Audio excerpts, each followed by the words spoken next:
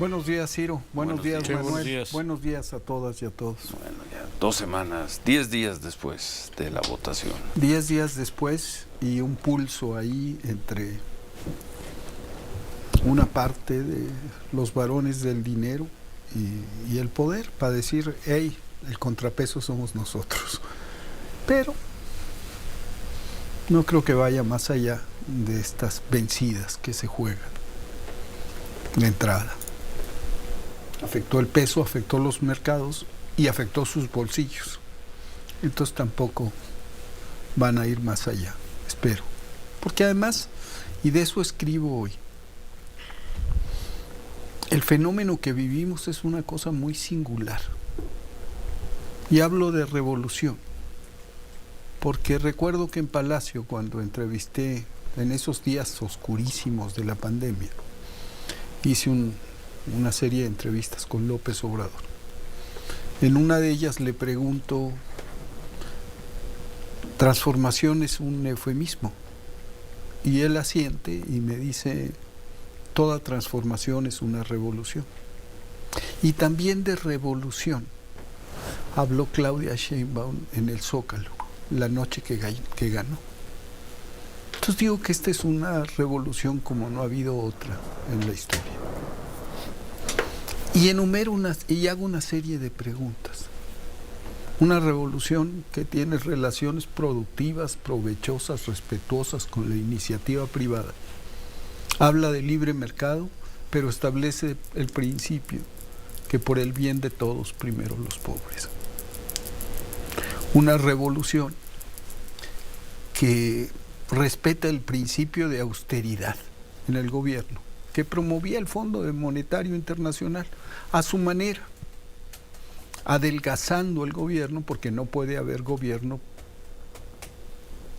rico con pueblo pobre, pero que tiene esta aparente contradicción.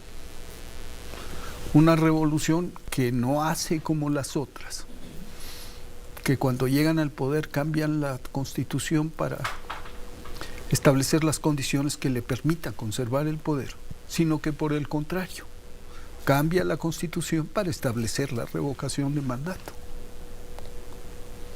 Una revolución que renuncia al derecho ganado al tomar el poder de garantizar su sobrevivencia, sobre todo en un entorno donde el enfrentamiento con los poderes fácticos es tan áspero, y no reprime, ni acota, ni persigue a la oposición, y a quienes se declaran enemigos de enemigos de esta revolución.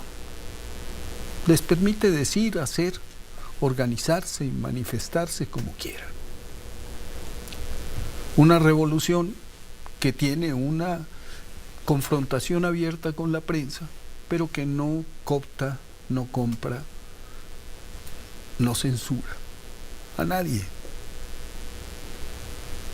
Una revolución que se abre a quienes quieran sumarse al movimiento y no establece esos criterios rígidos que suelen producirse en las revoluciones, donde se lanzan anatemas y se excluye a los que no son puros y duros.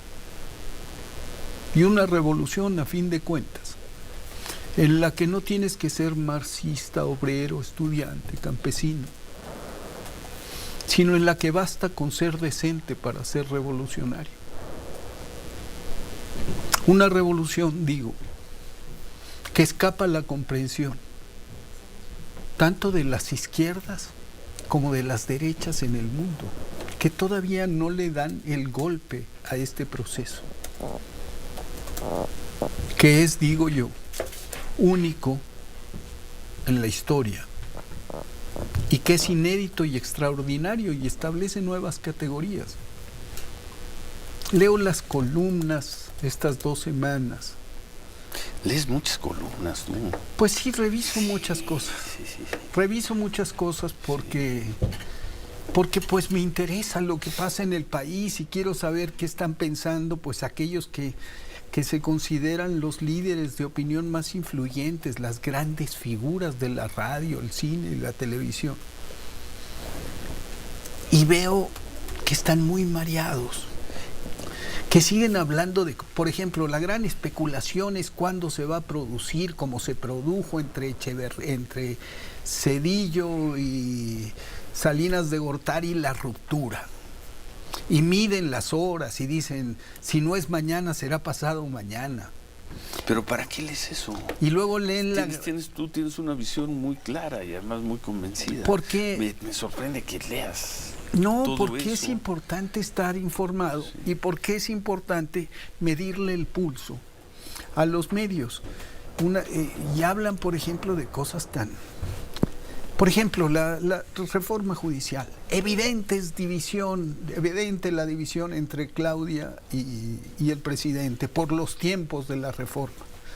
Y Claudia ayer sale y dice, perdón, en todos los mítines de mi campaña hablé de la reforma judicial. En todos los mítines de mi campaña. Es un principio que yo sustento y apoyo. Entonces, hay como una visión poco profunda de lo que estamos viviendo. Y termino con la cita en una discusión. Un intelectual muy respetado, no voy a decir su nombre, me dijo, mira Epigmenio, cuando yo hablaba de esto, la realidad es que México va en el cabuz de la revolución de América Latina. ¿Eso te lo dijo después del 2 de julio? No, antes del 2 de julio. Yo le dije, perdón, ¿cómo por qué? Y entonces me enumeró Lula, Chávez, Evo. Y le dije, mira, y le puse un ejemplo, la revocación de mandato, la decisión indeclinable de ir a las urnas, de no cambiar la Constitución,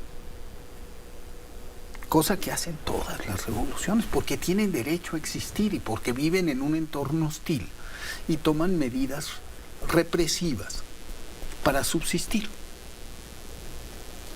Y eso no se produce. Entonces lo que veo es que hay un entorno que se rige por viejas normas. Y lo dije la semana pasada, y que aplica viejas categorías del México de ayer para juzgar el México de hoy. Tenemos que prepararnos para vivir en el asombro, porque lo que está pasando no ha pasado en la historia.